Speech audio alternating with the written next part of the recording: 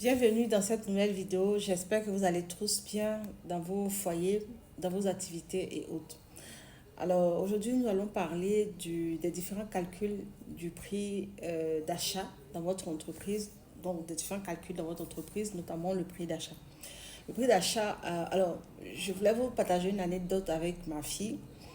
Alors, il faut savoir que ma fille, lorsqu'elle a commencé elle a voulu commencer ses études, en fait, elle a voulu choisir d'aller dans une école pour apprendre le make-up.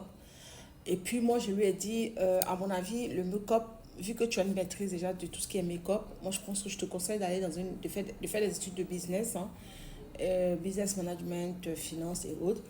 Et puis une fois que tu as une maîtrise de tous ces aléas-là, tu peux donc aller te spécialiser dans le domaine du make-up et ainsi, voilà. Et en Angleterre, je sais pas comment ils appellent ça, je crois qu'ils appellent ça fashion hair, un truc comme ça. J'avoue que j'ai oublié le nom. Et donc, elle a voulu, elle a réfléchi pendant un moment et puis elle a accepté donc de partir faire ses études-là. Et elle réussit très bien là-dedans. D'ailleurs, elle a fini sa deuxième année avec une très bonne mention. Et sa première année avec une bonne mention. Elle est en deuxième année maintenant. Alors donc, ma fille, avec ses études, elle a appris pas mal de choses. Donc, c'est tout un travail hein, qu'ils font à l'université. Donc, vous connaissez un peu hein, comment ça se passe.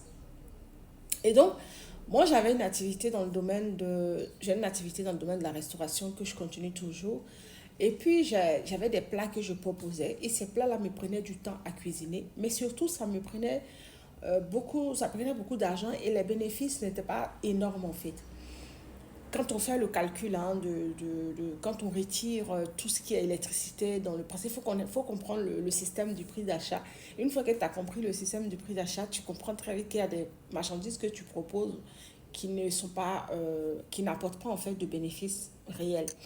Peut-être 5 euros par bénéfice ou 2 euros par bénéfice, 2,50 €, ça dépendra par plat.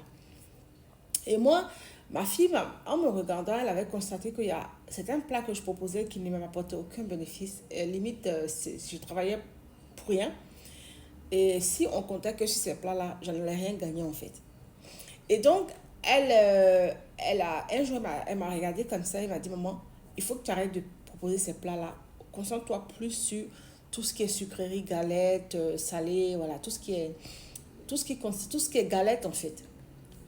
Et puis je lui ai dit, mais pourquoi tu dis ça et tout ça? Bon, j'ai pas voulu l'écouter. Je me suis dit, tout de suite, elle rentre à l'université. Elle fait les études de management business, ça y est, c'est tout.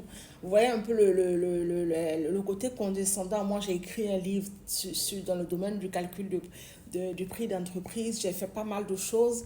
Elle a quoi à me dire et tout ça. Effectivement, quand elle me l'a dit, moi, j'aime beaucoup écouter. Après, quand quelqu'un m'explique me donne un conseil, je m'assois dans mon coin et je prends le temps d'analyser en fait ce que la personne m'a dit. Et effectivement, je me suis rendu compte quand je refais mes calculs, puisque je faisais le calcul de tout ce que je gagnais, et je n'avais jamais pris le temps d'analyser par point.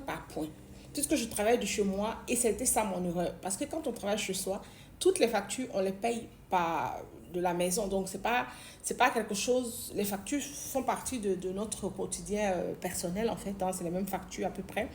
Et donc, du coup, on aura tendance à oublier qu'il faut prendre en compte, en fait, les factures qu'on paye dans notre maison. Limite, les diviser en deux. Une partie là-bas pour pouvoir justement se retrouver dans le calcul. Et moi, je faisais cette erreur-là, en fait.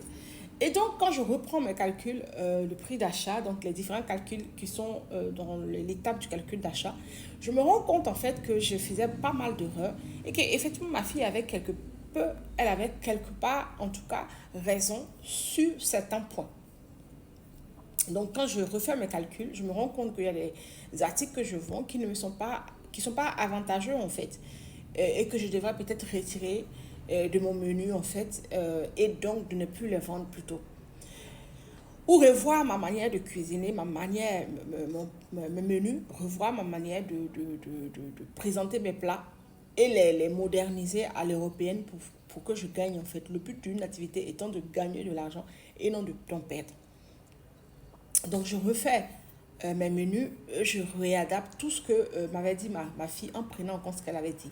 Je tiens à rappeler qu'elle fait des études de business management en Angleterre. Et donc, je finis par me rendre compte que je sais beaucoup plus, je gagne parfois 100%, 200%, 300% sur ce que je présente aujourd'hui que ce que j'avais avant. Alors, c'est là que je me suis rappelé qu'il est très important de, de calculer les différentes étapes de calcul d'achat. C'est-à-dire que vous allez faire quoi? Vous allez prendre en compte la recherche du fournisseur, le fournisseur que vous allez prendre en compte, celui qui vous fournit les marchandises les moins chères. Par exemple, pour ceux qui sont en France, vous savez que vous avez le système de métro, vous avez le système de Château-Rouge, vous avez le système du magasin du quartier. Il va falloir faire un travail de recherche, un tableau dans lequel je fournis dans mon livre d'ailleurs. Hein. Et ensuite, vous allez évaluer les différents fournisseurs chez lesquels vous allez acheter. Vous pouvez avoir plusieurs fournisseurs en fonction de ce que vous proposez. Et puis ensuite, vous allez négocier avec les fournisseurs si cela est possible. Parce qu'on ne peut pas négocier avec tous les fournisseurs. À Métro, on ne négocie pas. À Franprix, à Géant, vous voyez ce que je veux dire? On ne négocie pas. Mais si vous êtes régulier, il y a des manières d'avoir des réductions sur chaque produit. Vous voyez ce que je veux dire en fait. Et puis pour ceux qui veulent que j'aille plus en profondeur, n'hésitez pas à me le dire en commentaire. Et puis l'achat des produits, des matières premières en fait, comment vous les achetez, quelles sont les matières premières dont vous avez besoin pour acheter, qu'est-ce que vous créez vous-même et quel temps ça vous met à les créer. Vous comprenez? Je vous prends un temps sur les galettes que je propose moi. Par exemple, les galettes, moi j'ai fini par me rendre compte que je pouvais les congeler. C'est les pré-cuits et les congeler. Et ça me faisait gagner du temps. Et la farine, je savais par exemple qu'il fallait prendre à métro en grande quantité. Même si je le prenais à Franprix, je gagnais toujours. Mais c'est encore plus avantageux quand je partais à métro. Métro, c'est un shop pour les commerçants. Et donc, pour les gens, personnes qui ont des cabis, en fait. Et donc, c'est tout ce calcul-là que je fais derrière pour arriver à savoir que, pour arriver à savoir si je suis gagnante ou pas, il faudra prendre les coûts directs et les coûts indirects de votre entreprise. Alors, pour ceux qui veulent savoir tous ces détails sur les coûts directs, coûts indirects et autres, je ferai une vidéo là-dessus. Et c'est en ce moment-là que j'ai commencé à comprendre pas mal de choses. J'ai un livre là-dessus qui est sur Amazon et qui sera bientôt sur mon site internet parce que je suis en train d'extraire l'e-book en fait, que je ne retrouvais plus.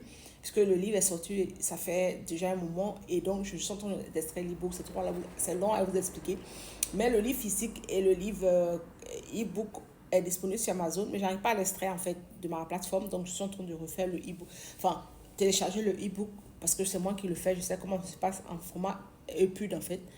Et vous aurez accès à l'e-book en fait sur mes différentes plateformes en PDF ou en EPUB, peu importe, je vous le dirai. Donc en réalité, c'est un peu ça que j'ai voulu vous dire dans cette vidéo. C'est tout un process en fait pour comprendre que parfois on fait des erreurs et pendant des années, pendant des mois, on fait les mêmes erreurs et on finit par se rendre compte que on a fait des erreurs, il faudra réadapter ces erreurs-là pour arriver à un point capital pour gagner de l'argent. Puisque le but de toute entreprise est de gagner de l'argent. Et quand on gagne de l'argent, le but, c'est de proposer quelque chose de bien, avec des produits bien, mais surtout d'acheter les matières premières de manière avec des prix avantageux pour pouvoir gagner de l'argent derrière. Le but, c'est pas de faire n'importe quoi. Le but de cette vidéo, c'est pas de dire aux gens faites n'importe quoi et gagner de l'argent. Le but, c'est vraiment de dire comment calculer, comment analyser, etc. J'espère que je n'ai pas voulu être longue, mais comme c'est une vidéo assez importante sur le coût d'achat d'un produit, sur l'analyse des fournisseurs et autres, les coûts directs et les coûts indirects, pour moi, il était important d'en parler dans cette vidéo. Bien entendu, je vais prendre tous les points, point par point, pour vous en parler dans les jours à venir. Je vous remercie et puis on se dit à une prochaine vidéo.